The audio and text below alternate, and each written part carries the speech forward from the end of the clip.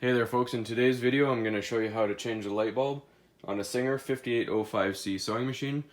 All you're going to do is go to the front of your machine by the needle here, and there's a flathead screw. You're just going to remove that.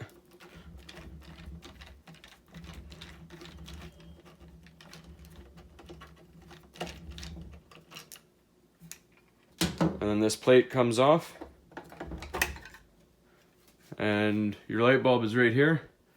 All you do is a light twist, pull out, and then you're gonna grab your new one. And you're gonna put it in. Give it a light push because there's a spring in there. Twist it till it locks.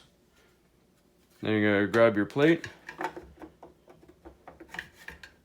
Actually, we'll just turn it on. Make sure it works. You're all good to go.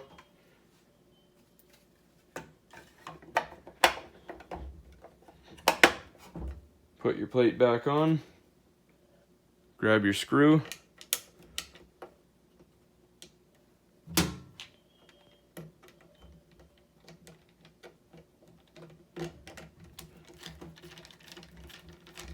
Tighten, and you're all good to go.